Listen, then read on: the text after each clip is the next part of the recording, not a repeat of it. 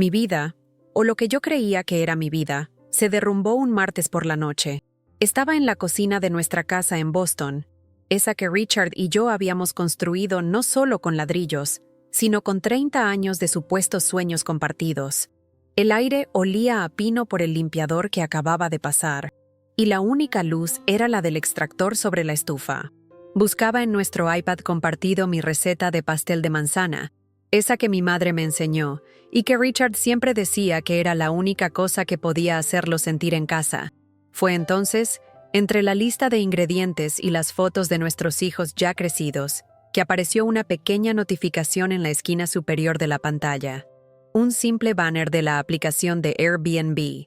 Reserva confirmada. Richard y Carol. Apartamento en Miami Beach. 2 meses. El nombre Carol me golpeó como una piedra en el estómago, dejándome sin aire. Carol, mi amiga. Carol, la que fue su recepcionista durante años. Carol, la que me traía flores en mi cumpleaños. Por un instante, mi mente se negó a procesar la información. Debía ser un error.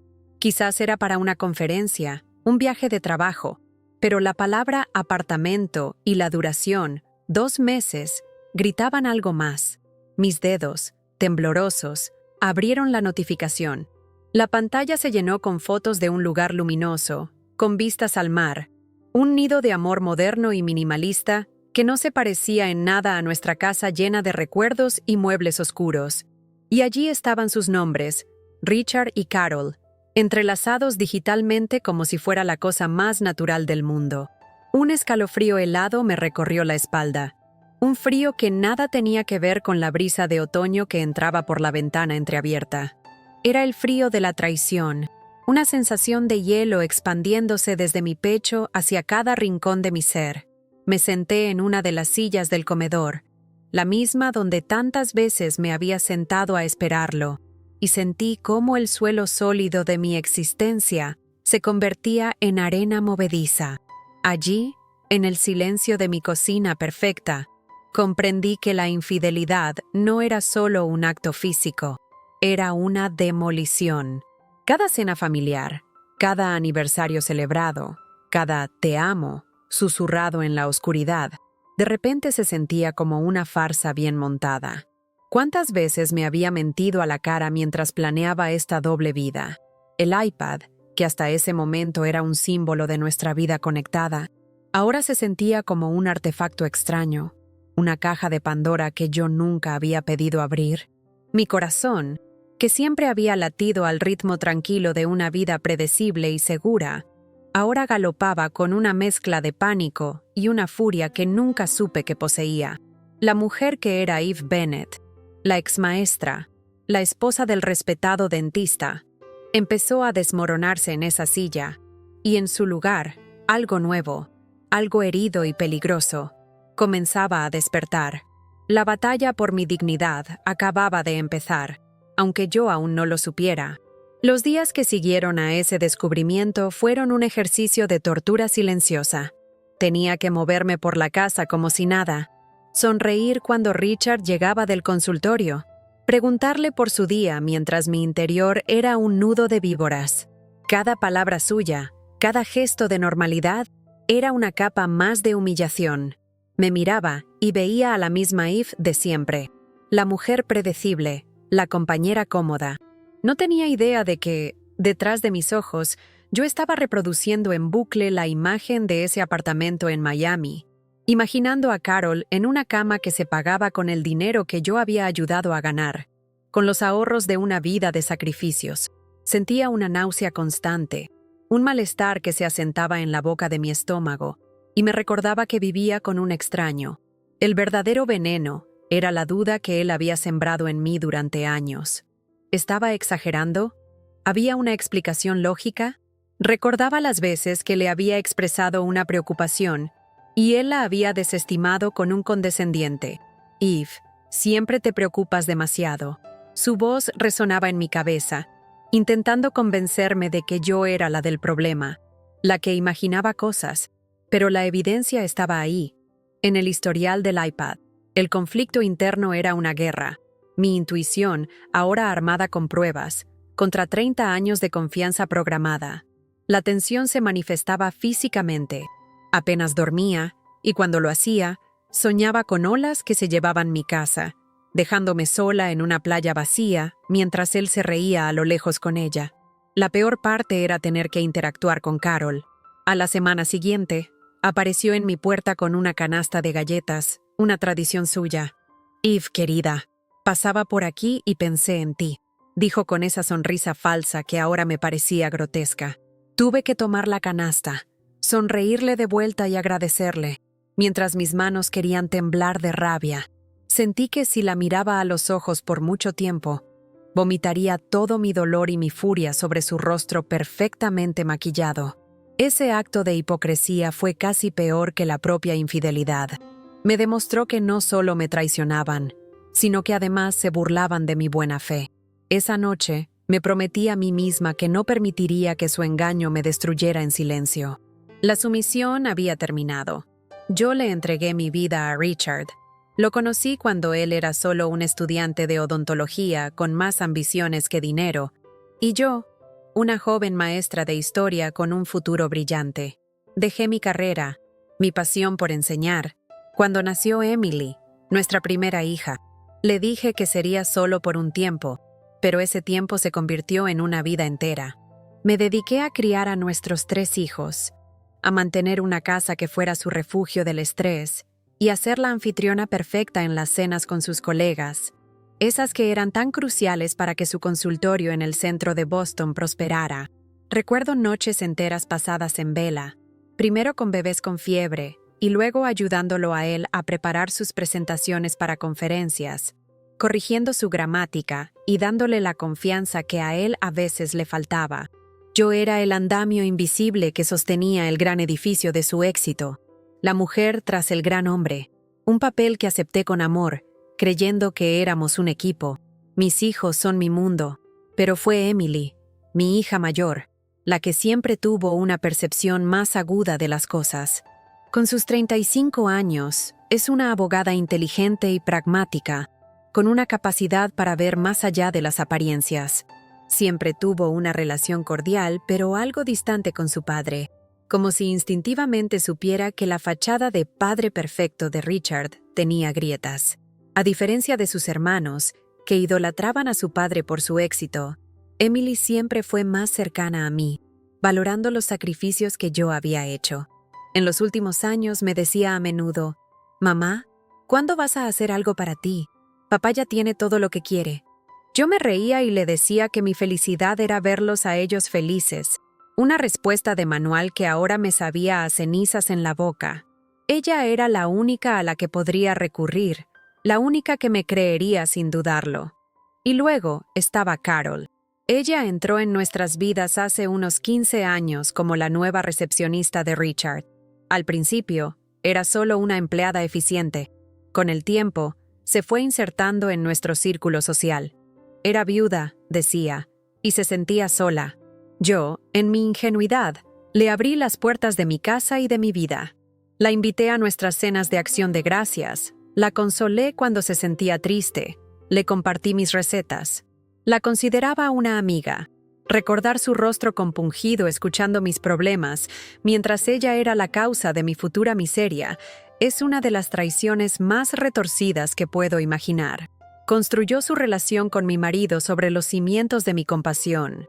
Manipuló no solo a Richard, sino también a mí, usando mi bondad como un escudo para su engaño. Mirando hacia atrás, las señales de alarma estaban por todas partes, como banderas rojas en una playa desierta que yo me negaba a ver. Hace 2 años, para nuestras bodas de plata, Richard me regaló un hermoso collar de oro con un pequeño diamante. Me sentí la mujer más afortunada del mundo. Un mes después, en una cena en nuestra casa, Carol apareció luciendo un collar idéntico. Cuando lo noté, con una punzada de extrañeza, Richard se rió y dijo, «¡Qué casualidad!». Carol me comentó que le encantó el tuyo, y le dije dónde lo compré. Parece que tiene buen gusto. Carol sonrió, tocándose el collar, y dijo, «Es que tienes un marido maravilloso, Eve. Sabe cómo tratar a una mujer». En ese momento, acepté su explicación. Hoy, Esa escena se repite en mi mente como una película de terror, viendo la arrogancia en sus miras y mi propia ceguera. Sus conferencias dentales se habían vuelto sospechosamente frecuentes en los últimos años, especialmente las que eran en lugares cálidos como Florida o California. Yo le preparaba la maleta, asegurándome de que llevara sus trajes planchados y sus medicinas, sintiéndome la esposa solícita y dedicada. Mientras tanto, él me llamaba por las noches y me contaba lo aburridas que eran las charlas, lo mucho que me extrañaba. «Estoy agotado, cariño. Solo pienso en volver a casa contigo», me decía, con voz cansada. Ahora sé que esa voz cansada no era por el trabajo, sino probablemente por el esfuerzo de mantener dos vidas. Cada una de esas llamadas era una mentira calculada, una actuación para mantenerme tranquila, para que la perfecta maquinaria de su engaño siguiera funcionando sin contratiempos. Pero la manipulación más sutil era la forma en que me había ido aislando emocionalmente. Cualquier intento mío de hablar de nuestros problemas o de mi sensación de vacío era recibido con un diagnóstico condescendiente. «Estás pasando por la menopausia, Eve. Es normal sentirse así. O quizás necesitas un hobby. Te aburres en esta casa tan grande ahora que los chicos se han ido». Me hizo creer que mi infelicidad era un fallo mío, un desequilibrio químico o una falta de propósito personal, en lugar de una reacción natural a su creciente distancia y a su desdén. Me recetó mi propia tristeza como si fuera una enfermedad crónica, cuando en realidad, él era el veneno. Me convirtió en una paciente en mi propio matrimonio, y él, en el doctor que tenía todas las respuestas, ocultando que él mismo era la enfermedad. Armada con la dolorosa certeza de la traición, di el primer paso hacia la verdad. Una noche, mientras Richard dormía profundamente, un sueño tranquilo que me pareció una ofensa personal, me deslicé fuera de la cama y fui a su estudio. Con el corazón martilleándome en el pecho, encendí su computadora. Había visto su contraseña miles de veces, una combinación de los nombres de nuestros hijos que ahora se sentía como una profanación. Entré a la cuenta bancaria conjunta, la que habíamos alimentado durante 3 décadas, y empecé a buscar. No tardé en encontrarlo. Una transferencia de $20,000 hecha 3 meses atrás a una cuenta desconocida. La fecha coincidía exactamente con uno de sus viajes a una conferencia en Key West. El pánico y la adrenalina me impulsaron a seguir cavando. Abrí el historial de la tarjeta de crédito y allí estaba, detallado en blanco y negro, el fin de semana romántico que nunca fue para mí. Cenas para 2 en restaurantes con nombres exóticos, cargos de un hotel boutique con vistas al mar, incluso la compra de flores en una florería local. Cada transacción era una puñalada. Yo había pasado ese fin de semana sola, reorganizando el garaje y sintiendo pena por él, imaginándolo atrapado en salones de hotel impersonales. La realidad era que él estaba viviendo una segunda juventud, una vida vibrante y secreta, financiada con nuestro futuro. La humillación era tan intensa que sentí un ardor en la cara, como si me hubieran abofeteado. Pero la verdadera escalada no fue solo descubrir el desfalco financiero, sino la confirmación de la burla. Guiada por una intuición macabra, busqué el nombre de Carol en Instagram. Su perfil era público, un escaparate de felicidad artificial. Y allí estaba, una foto de ella en la playa, sonriendo a la cámara, con mi collar de bodas de plata brillando en su cuello. La ubicación de la foto, Key West. La fecha, la misma del fin de semana de la conferencia. No era solo una aventura, era un reemplazo. Estaban replicando mi vida, usando mis símbolos, mi dinero y mi tiempo. Cerré la laptop con un movimiento brusco, el sonido cortando el silencio de la noche. En ese momento, la tristeza comenzó a ceder paso a una ira fría y afilada. Esto ya no era solo sobre un corazón roto, era sobre un robo, una estafa a mi vida entera. Si necesitaba una prueba irrefutable de la maldad de Carol, la encontré en el lugar menos esperado, el chat de un grupo de amigas suyas que había dejado abierto en el iPad. Al principio, dudé en leer. Parecía una invasión a la privacidad, pero luego recordé que mi vida entera había sido invadida. Sin ningún remordimiento, abrí la conversación. Allí, entre chismes triviales y planes para el fin de semana, encontré mensajes que hablaban de mí, mensajes que me helaron la sangre y solidificaron a Carol no como una simple amante, sino como una villana consciente de su crueldad. Eve es tan increíblemente ingenua, le escribí a Carol, a una de sus amigas. El otro día le llevé unas galletas y casi llora de gratitud.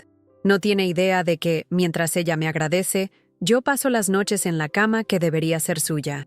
El mensaje iba acompañado de un emoji de risa. Otra amiga le respondió, ¿no te sientes un poco mal? Y la respuesta de Carol fue lo que borró cualquier atisbo de compasión que pudiera quedarme. ¿Mal yo? Ella dejó que su vida se apagara hace años. Yo solo estoy ayudando a Richard a recordar lo que es vivir. Además, después de todo lo que él ha aguantado, se lo merece. Eve es un mueble más en esa casa. Leer esas palabras fue como recibir un diagnóstico terminal. Me di cuenta de que para Carol, yo no era una persona. Era un obstáculo, un chiste, un objeto sin sentimientos. Su desprecio era tan profundo y tan casual que me dejó sin aliento. No había remordimiento, solo un sentimiento de superioridad y derecho. Ella no se había enamorado de mi marido. Había colonizado mi vida y se reía de mí mientras lo hacía. Ese chat fue la pieza que me faltaba. Ya no había grises. Richard era un traidor narcisista, pero Carol era una depredadora. Y yo no iba a permitir que una depredadora se quedara con los restos de mi vida mientras se reía de mi dolor. Vivir bajo el mismo techo que Richard se convirtió en un acto de teatro de alto riesgo. Cada mañana me levantaba y me ponía la máscara de la esposa normal. Preparaba su café exactamente como le gustaba. Le recordaba sus citas del día y le sonreía cuando se iba. Todo mientras una tormenta de furia y dolor rugía dentro de mí. La presión de mantener esta fachada era inmensa. Sentía que en cualquier momento iba a estallar, que las palabras celo de Miami, celo de Carol, saldrían de mi boca como un torrente imparable. Pero sabía que una confrontación impulsiva solo le daría a él el control. Necesitaba un plan, y para eso necesitaba tiempo y silencio. La carga del secreto era aplastante. Me sentía completamente sola, aislada en mi propia casa, que ahora se sentía como una prisión dorada. Los objetos que antes me daban consuelo, las fotos de nuestros viajes, los regalos de aniversario, ahora eran monumentos a una mentira. Una tarde, incapaz de soportarlo más, llamé a Emily. «Cariño, ¿podemos vernos? Necesito hablar contigo», le dije, mi voz temblando por primera vez en días. Nos encontramos en una pequeña cafetería lejos de nuestro vecindario. Al ver mi rostro, su expresión cambió de la alegría a la preocupación. «Mamá, ¿qué pasa? Pareces un fantasma». Y entonces se lo conté todo. El iPad, el apartamento, el collar, los mensajes. Lloré por primera vez desde el descubrimiento, y el alivio de compartir el peso fue inmenso. Emily no me juzgó ni me dijo qué hacer. Simplemente me escuchó, su mano sobre la mía. Cuando terminé, su rostro era una máscara de furia contenida. «Ese hombre», susurró, y no necesitó decir más. «Mamá, no estás sola en esto. Soy abogada. Vamos a reunir todas las pruebas. No vamos a dejar que se salga con la suya, ni él ni esa mujer». Su apoyo incondicional fue el ancla que necesitaba. La presión emocional seguía ahí, pero ahora no era solo mía. Tenía una aliada, mi propia hija, y su fuerza me dio la mía. La lucha ya no era solo por mi dignidad, sino también por la justicia que mi familia, construida sobre mis sacrificios, merecía. Antes de declarar la guerra total, una pequeña y tonta parte de mí necesitaba intentar un último puente, una última oportunidad para que él dijera la verdad. Quizás, me dije, si lo confronto sutilmente, si le doy una salida, confesará y podremos, al menos, terminar esto con un mínimo de honestidad. Una noche, mientras veíamos la televisión en un silencio tenso, reuní todo mi coraje. «Richard», empecé, mi voz más firme de lo que esperaba. «He estado revisando nuestras finanzas. Veo algunos retiros grandes. ¿Está todo bien en el consultorio?» Él ni siquiera apartó la vista de la pantalla. Hubo una pausa. Y luego soltó una risa corta y condescendiente. Eve, por favor, no empieces con tus preocupaciones. Son inversiones, cosas de negocios que no entenderías. Su tono era el de un adulto hablándole a un niño. ¿Inversiones en Miami?, pregunté, empujando un poco más, mi corazón latiendo con fuerza. Esta vez sí me miró, y su expresión era de pura irritación. ¿Has estado espiando mis cosas? ¿Qué te pasa últimamente? Siempre estás tensa, buscando problemas donde no los hay. Deberías hablar con el doctor Miller. Quizás necesites ajustar tu medicación hormonal. Esa fue la respuesta. No solo una mentira, sino un ataque directo a mi cordura. Usar mi salud, mi edad, como un arma para descalificarme fue el último insulto. En ese instante, cualquier esperanza de un diálogo pacífico se evaporó. Me di cuenta de que no había un hombre arrepentido debajo de esa fachada de arrogancia. No había un socio, ni un amigo. Solo había un narcisista que me veía como un problema a manejar, no como una persona a respetar. Me levanté sin decir una palabra más y subí a nuestra habitación. La puerta hacia una solución amistosa no solo se había cerrado. Él le había puesto 7 cerrojos y había tirado la llave. La confrontación ya no era una opción. Sería una ejecución. Mientras escuchas, suscríbete y deja tu like. Gracias de corazón. La ayuda de Emily fue más allá del apoyo emocional. Fue una operación de inteligencia. Como abogada, sabía exactamente qué buscar y cómo hacerlo sin levantar sospechas. Juntas, en la seguridad de su apartamento, desentrañamos la red de mentiras de Richard. El verdadero punto de inflexión, el descubrimiento que transformó mi dolor en una determinación de acero, no fue solo el apartamento en sí, sino el dinero que lo pagó. Emily, usando sus recursos legales, investigó los registros financieros más a fondo, y lo que encontró nos dejó a ambas en un silencio sepulcral. Richard no había usado ahorros comunes. Había liquidado una cuenta de jubilación que estaba a mi nombre, una cuenta que yo había creado con mis ingresos como maestra hace más de 30 años y que había dejado crecer, pensando que era mi red de seguridad personal, mi pequeño rincón de independencia. El monto exacto era de $200,000. $200,000 de mi trabajo, de mis años de dedicarme a los niños, de mi pasión por la historia. Él había falsificado mi firma, un detalle que Emily confirmó al comparar los documentos con mi firma real en otros papeles legales. Se había apropiado de mi pasado para financiar su futuro con otra mujer. Fue un acto de profanación, un robo no solo de dinero, sino de mi identidad profesional, de la única cosa que era verdaderamente mía. Miré el documento en la pantalla de la laptop de Emily, la firma torpemente imitada, y sentí que el último vestigio de la mujer ingenua que fui se quemaba y se convertía en cenizas.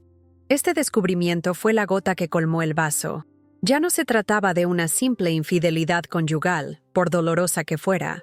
Esto era un crimen, era fraude, era la máxima expresión de su desprecio por mí, la prueba de que me consideraba no solo su esposa, sino su propiedad, un recurso del que podía disponer a su antojo.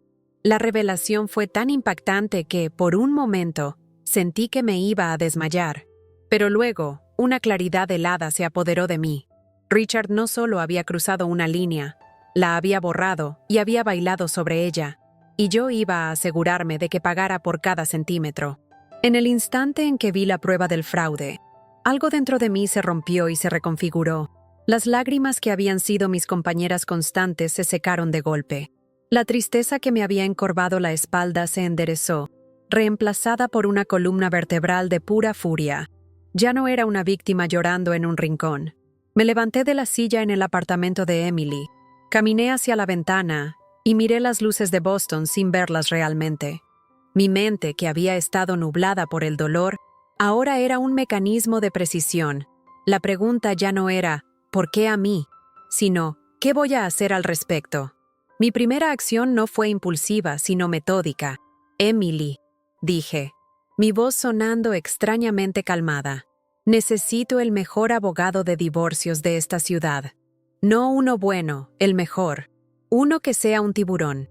Emily asintió. ya marcando un número en su teléfono. Mientras ella hablaba, yo comencé a hacer una lista mental. Necesitaba copias de todo: los extractos bancarios, los mensajes de Carol, las fotos de Instagram y ahora la prueba del fraude.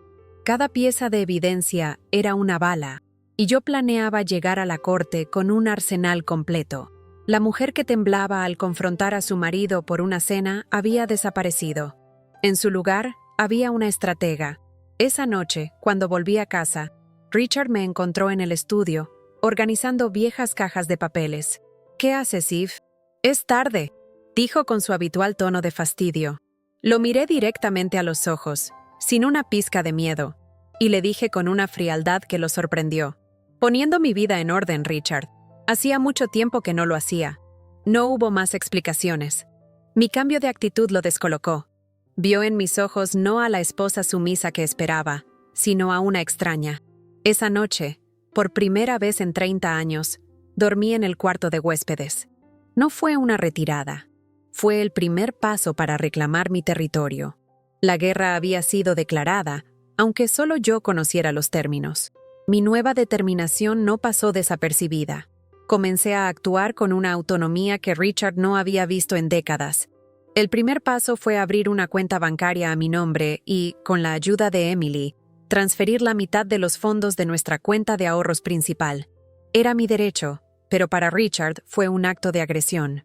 Una mañana, entró furioso en la cocina con el extracto bancario en la mano. «¿Se puede saber qué es esto, Eve? ¿Por qué has movido este dinero sin consultarme?» Su rostro estaba rojo de ira, no por el dinero en sí, sino por la pérdida de control. Me mantuve tranquila, tomando un sorbo de mi café. «Es nuestro dinero, Richard. He decidido administrar mi parte. Creo que es lo más prudente». La palabra prudente fue como echarle gasolina al fuego. ¿Prudente? Llevo manejando nuestras finanzas 30 años. ¿Y ahora de repente te crees una experta? ¿Qué mosca te ha picado? Su reacción confirmó todo lo que ya sabía. Él no me veía como una socia, sino como una subordinada que se estaba rebelando. La tensión en la casa se volvió casi física, una electricidad estática que crepitaba en cada habitación. Él comenzó a vigilarme, a cuestionar cada llamada que hacía, cada salida. Este nuevo conflicto, generado por mi primer acto de autodefensa, me fortaleció. Cada intento suyo de intimidarme era una prueba más para mi futura batalla legal. Él intentó manipularme con la culpa, diciendo que mi comportamiento errático estaba afectando a la familia, insinuando que los chicos estaban preocupados. Pero yo ya no era susceptible a su veneno. «Estoy perfectamente, Richard. Quizás el que debería preocuparse por la familia eres tú», le respondí, dejando la frase suspendida en el aire. Él no sabía hasta qué punto yo estaba informada, y esa incertidumbre lo estaba volviendo loco. Estaba acostumbrado a jugar con las cartas marcadas, y yo acababa de barajar el mazo.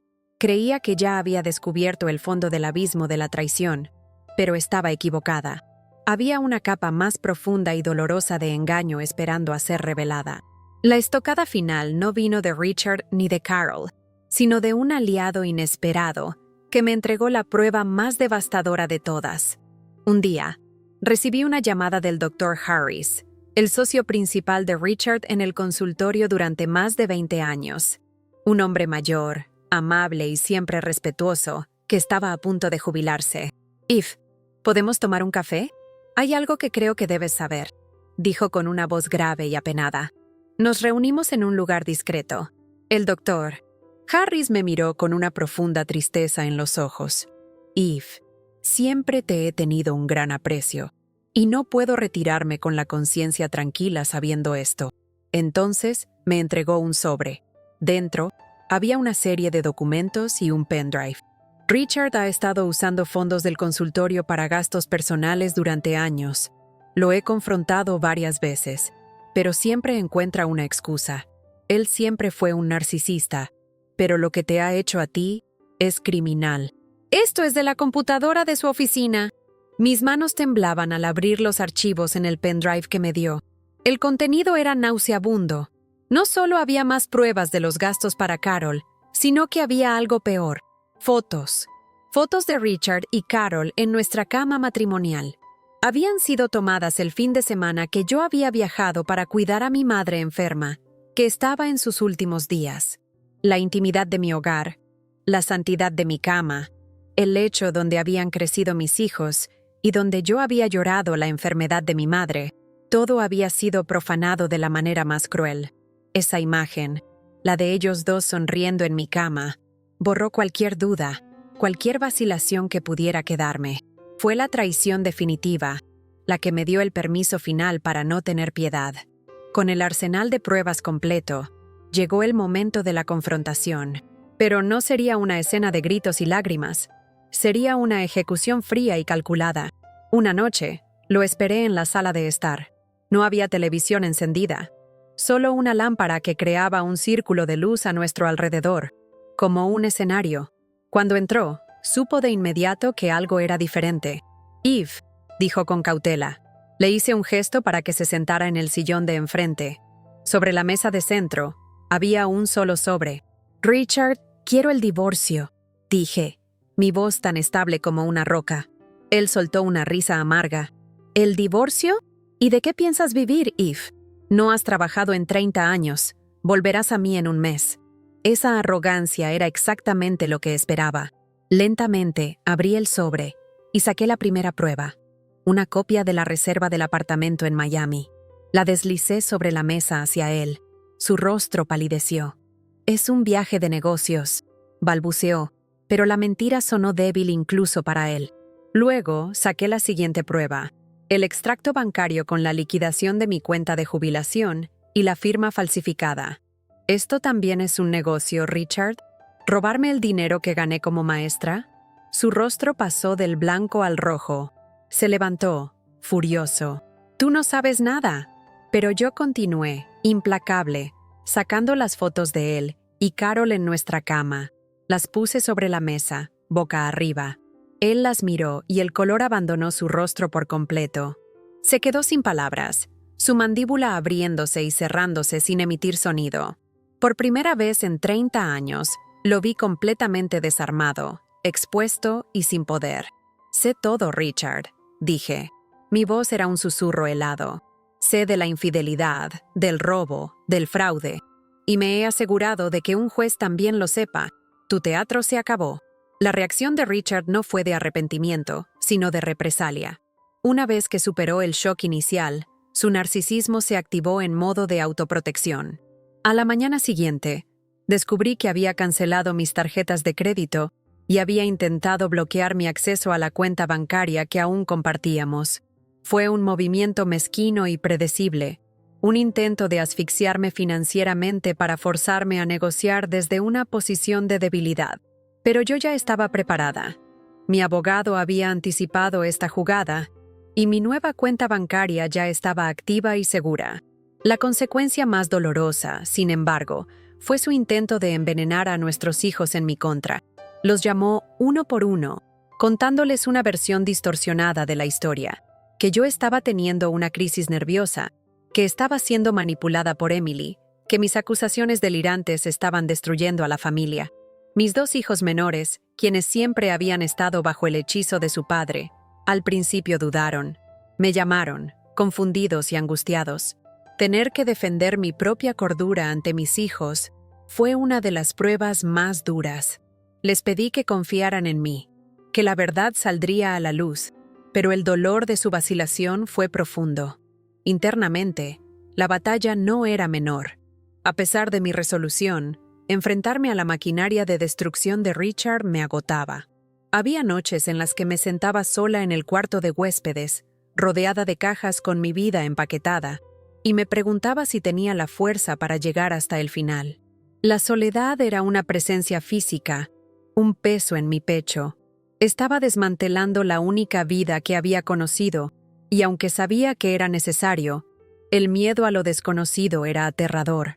Estaba luchando no solo contra mi marido, sino también contra los fantasmas de la mujer que solía ser, la que anhelaba la paz a cualquier costo. La semana antes de la primera audiencia en la corte fue mi infierno personal. La presión era insoportable. Richard había contratado a un abogado famoso por sus tácticas agresivas, y empezaron a llegar notificaciones legales llenas de mentiras y acusaciones. Afirmaban que yo era una esposa derrochadora, emocionalmente inestable, que buscaba un pago injusto por un matrimonio que yo misma había descuidado.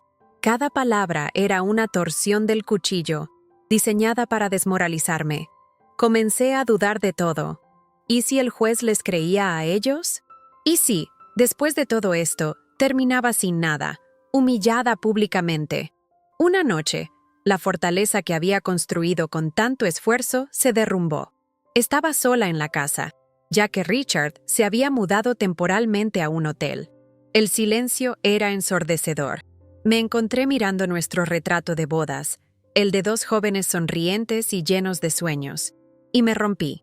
Lloré como no lo había hecho desde el principio.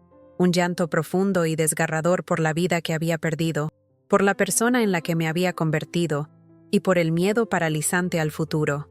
Me sentía pequeña, frágil y completamente sola. ¿Valía la pena esta guerra?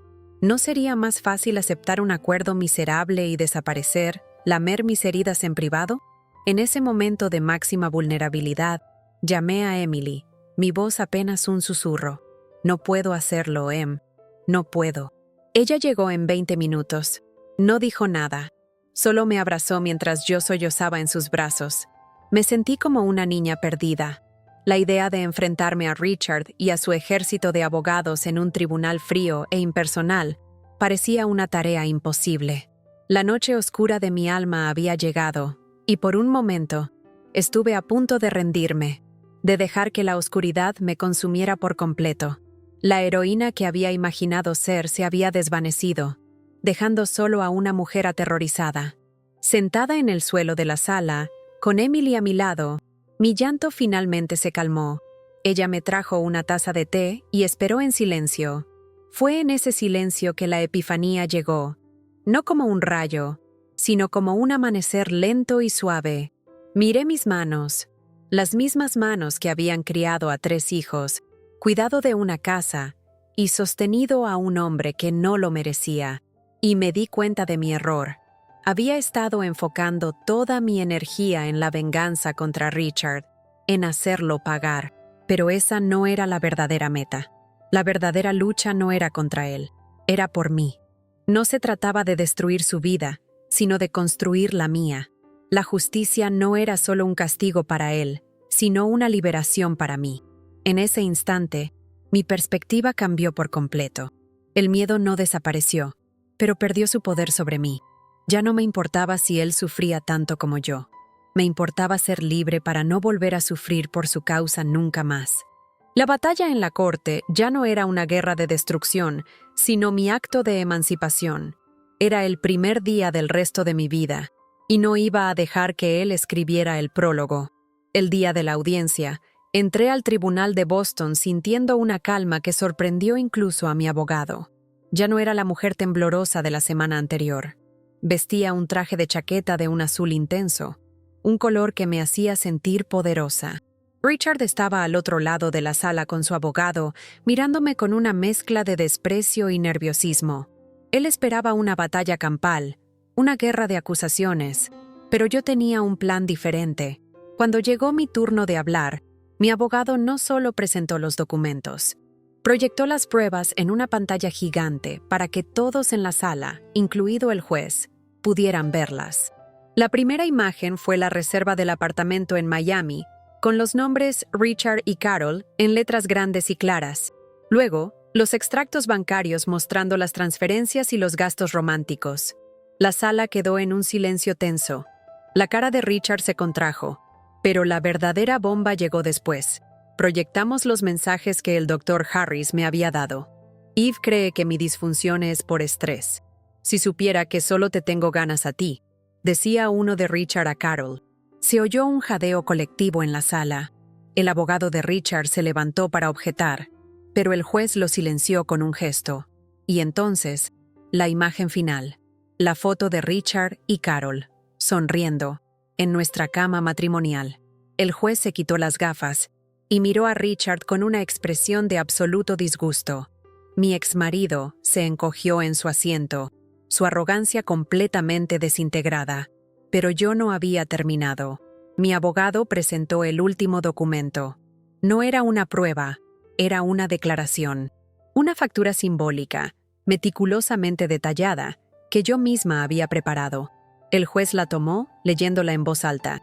Factura por servicios no remunerados. 30 años de gestión del hogar, crianza de hijos, apoyo emocional y profesional. Total, 5 millones de dólares. El veredicto del juez fue más rápido y decisivo de lo que jamás hubiera imaginado.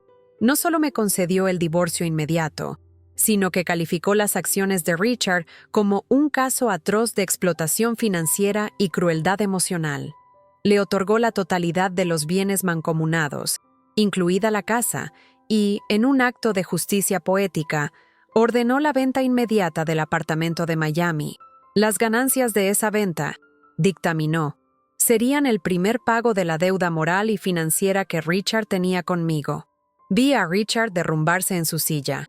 Un hombre reducido a nada por su propia arrogancia. No sentí alegría, sino una profunda sensación de cierre. La justicia había prevalecido. Mi primera acción como mujer libre fue vender la casa de Boston. Era hermosa, pero estaba impregnada de demasiados fantasmas. Cada rincón guardaba un recuerdo, y muchos de ellos ahora estaban manchados. Con el dinero de la venta y el acuerdo del divorcio, hice algo que la vieja Eve nunca se habría atrevido a hacer. Compré una pequeña boutique de ropa y artesanías en Cape Cod, un lugar donde siempre había soñado vivir. El proceso de renovar la tienda, elegir la mercancía, pintar las paredes de un color verde mar, fue increíblemente terapéutico. Cada clavo que martillaba era un paso más lejos de mi vida anterior. La transformación no fue solo externa. Me corté el pelo, optando por un corte pixie corto y atrevido, y lo teñí de rubio platino. Desterré de mi armario los colores neutros y aburridos que solía usar para no llamar la atención, y lo llené de vestidos de colores vivos. La gente del pueblo me conoció no como la exesposa de, sino como Eve, la dueña de la tienda nueva. Empecé a pintar de nuevo, un hobby que había abandonado hace décadas. Mi vida se llenó de pequeñas alegrías. El olor del mar por la mañana, la conversación con un cliente, la belleza de una puesta de sol sobre el océano. Estaba floreciendo. La relación con mis hijos también tuvo que ser redefinida. Emily, mi roca, estuvo a mi lado en cada paso de mi nueva vida, celebrando cada pequeña victoria. Con mis otros 2 hijos, el camino fue más complicado. Al principio, estaban distanciados, atrapados entre la lealtad a su padre y la impactante verdad. No los presioné, simplemente les di espacio y tiempo, y les envié una copia del fallo del juez sin ningún comentario. Unas semanas después, mi hijo me llamó. «Mamá, lo siento, fui un ciego. Papá nos mintió». Fue el comienzo de una lenta y honesta reconciliación, basada en una nueva comprensión de quién era yo realmente. Con Richard, el distanciamiento fue absoluto y necesario. Él intentó contactarme un par de veces, no para disculparse, sino para quejarse de cómo su vida se había derrumbado. Su consultorio perdió clientes, sus amigos le dieron la espalda y, según supe, Carol lo abandonó tan pronto como el dinero dejó de fluir. No respondía a sus llamadas ni a sus mensajes. No le debía nada, ni siquiera mi atención. Establecer ese límite fue uno de los actos más saludables que hice por mí misma. Él ya no tenía poder sobre mis emociones. Era simplemente un capítulo cerrado, un libro que ya no necesitaba leer. La redefinición más importante fue la de mi propia identidad. Durante 30 años, fui esposa, madre, cuidadora. Esos roles eran parte de mí, pero no eran todo lo que yo era. Al despojarme de ellos, descubrí a la verdadera Eve, una mujer resiliente, creativa y fuerte. Hice nuevas amigas en Cape Cod, mujeres de mi edad con sus propias historias de reinvención. Nos reuníamos para tomar vino, caminar por la playa y hablar de libros, de arte, de política. Por primera vez en mucho tiempo, mis conversaciones no giraban en torno a la vida de otra persona, giraban en torno a la mía. Ha pasado 1 año desde el día en la corte. Mi boutique, El Renacer de Eve, es un éxito.